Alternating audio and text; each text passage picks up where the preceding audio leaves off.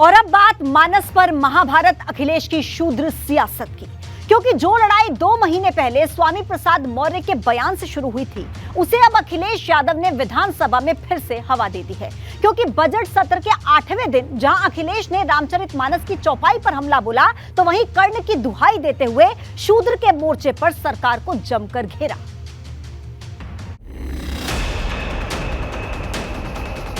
मानस पर महाभारत, अखिलेश की शूद्र सियासत। मैंने ये रामचरितमानस के बारे में नहीं पूछा था, मैंने कहा नेता सदन ये बताएं शूद्र क्या है। जमकर गरजे अखिलेश, सदन में पूछा क्या ताड़ना का संदेश। फिर जो गलत है वो गलत है। आप एक किसी को खड़ा कर दें कि यहाँ ताड़न का मीनिंग क्या है, हम भी 10 को खड़ा कर सकते हैं ताड़न का मीनिंग क्या है। जब से रामचरितमानस की चौपाई वाली जंग शुरू हुई है, तब से सपा ने शूद्र वाली लाइन पर खेल शुरू कर दिया है और अब विधानसभा के अंदर अखिलेश यादव ने न सिर्फ इसे फिर से धार दे दी, बल्कि सरकार के सामने शूद्र वाली लकीर खींच दी। ये रामचरितमानस के बारे में नहीं पूछा था, मैंने कहा नेता सदन ये बताएं शूद्र क्या है। और यही शूद्र अगर ढाल ना बने आपके, तो आप सत्ता में कभी नहीं आ सकते, कभी नहीं आ सकते। ये पढ़ने की बात कर रहे हो आप, इतिहास के पन्ने उठाओ आप। क्या आपका घर, आप घर में गए होगे तो गंगा जल से धोया होगा आपको? ये कहां का सिद्धांत है? आज के जमाने का क्या सिद्धांत है ये? दरअसल जब विधानसभा का बजट सत्र शुरू हुआ था, तब से एक ही सवाल हर किसी के जहन में था कि मानस पर छिड़ी महाभारत का अंजाम क्या होगा। और शूद्र वाली जो लाइन अखिलेश यादव ने ली है, उस पर सदन के भीतर उनका रुख क्या होगा। क्योंकि विधानसभा का बजट सत्र शुरू होने वाला था, तब अखिलेश यादव ने हमला करते हुए कहा था कि वो शूद्र हैं या नहीं, ये बात सदन में सीएम योगी से पूछेंगे। और अब बजट सत्र के 8वें दिन अखिलेश ने शूद्र और रामचरितमानस की उस चौपाई पर हमला बोलते हुए साफ किया कि शूद्र वाली लाइन से वो पीछे नहीं हटेंगे, हर मोर्चे पर सरकार को जमकर घेरेंगे। जासु राज प्रिय प्रजा दुखारी, सो नृप अब इस नरक अधिकारी।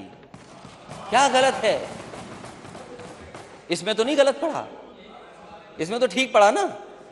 आप तो रामचरितमानस को रिपीट कर रहे थे, आप इसको रिपीट कर दो आप। और वो जो पंक्तियां हैं उनको मैंने कहा था नेता सदन पढ़ के सुना दें। हालांकि अखिलेश यादव इस दौरान ये साफ करते नजर आए कि वो रामचरितमानस के खिलाफ नहीं है, उनकी आपत्ति सिर्फ उस चौपाई से है जिसको लेकर ये पूरा विवाद शुरू हुआ। रामचरितमानस के खिलाफ नहीं है। किसने कह दिया हम खिलाफ हैं? क्या हमारा स्टेटमेंट नहीं सुना आपने? क्या प्रचार करते हो आप? और भगवान सबके हैं, किसी एक के नहीं है भगवान। क्योंकि चंदा आप लेते हो तो आपके भगवान हो गए। और फिर जो गलत है वो गलत है। आप एक किसी को खड़ा कर दें कि यहां ताड़न का मीनिंग क्या है, हम भी 10 को खड़ा कर सकते हैं ताड़न का मीनिंग क्या है। दरअसल जब विधानसभा का बजट सत्र शुरू नहीं हुआ था, तब अखिलेश यादव ने कहा था कि वो सदन के भीतर शूद्र को लेकर मुख्यमंत्री योगी आदित्यनाथ से सवाल पूछेंगे। लेकिन बजट सत्र के 8 दिन बीत जाने के बाद भी सदन में अखिलेश यादव ने एक भी दिन ना शूद्र वाला सवाल पूछा और ना ही रामचरितमानस को लेकर सरकार को घेरा। और ऐसे में अब ये कहा जा रहा है कि दरअसल समाजवादी पार्टी ने रामचरितमानस के मुद्दे पर अपनी स्ट्रेटजी बदल दी है।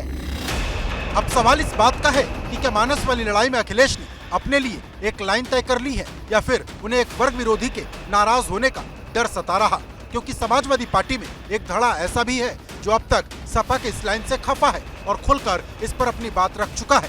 यही वजह है कि अखिलेश यादव विधानसभा के भीतर शूद्र को लेकर खुलकर हमला बोलते नजर आए, लेकिन रामचरितमानस पर उतना नहीं बोले जितना उम्मीद थी। लेकिन बड़ा सवाल यह है कि जिस लाइन पर सपा आगे बढ़ रही, क्या 2024 में इसका असर होगा? क्योंकि सपा की कोशिश अपने वोट को 32% से 50% तक ले जाने की तैयारी है, जिसके लिए सपा शूद्र के साथ साथ जातीय जनगणना के मुद्दे पर भी खुलकर बात कर रही।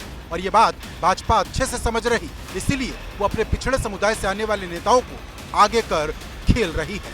Bureau report, ABP Ganga.